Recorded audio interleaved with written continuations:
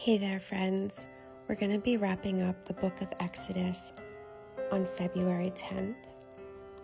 Then we'll be alternating between the book of Numbers and the book of Leviticus from February 10th until March 7th, which is going to bring us all the way to day 71 of reading the Bible in a year. How amazing is that? Moses is the author of both books, as he is for the first 5 books of the Old Testament, also known as the Pentateuch. And in the book of Leviticus, what's happening? The Israelites had just left the slavery of Egypt behind, and they were proceeding toward the land that God had promised to give them. And as God's nation, they needed to learn how to be holy, and they needed the rules and the laws to follow to have a safe and productive society, one that would honor God and bring him glory. This is the story of God's redemption to his people, and Leviticus is their call to sanctification, the process of growing spiritually to live righteously. Leviticus teaches that God is holy and must be approached properly. The Hebrew word for holy occurs more than 150 times in this book. Leviticus also explains the necessity of sacrifices to atone for sin. God's providing instructions for the sacrificial system required for him to reside in the tabernacle among his people.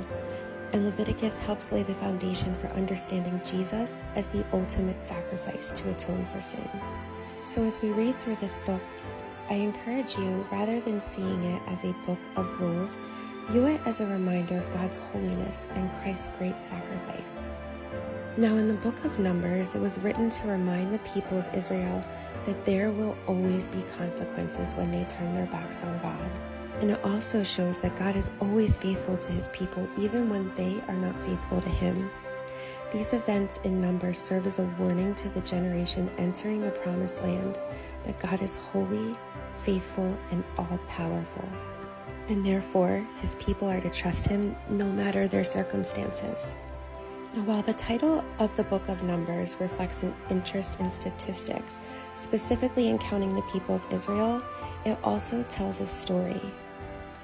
Now, the book of Exodus and Leviticus record the laws of Israel, but the book of Numbers describes how the leaders of Israel implemented those laws and highlights both the successes and failures of the people and their leaders. I can't express how happy I am that you're here journeying through this Bible with me in a year.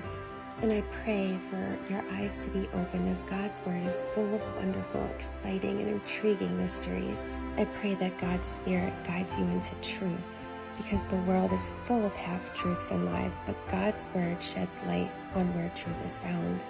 I pray for your unity with God and to learn how to live in a right relationship with him. And lastly, I pray that you become doers of the word and that the Bible takes root in your hearts and blossoms into your life so that the good news of the gospel reaches everyone. Reading and studying the Bible is life-transforming, and we are caught up in the story and have a role to play in its telling.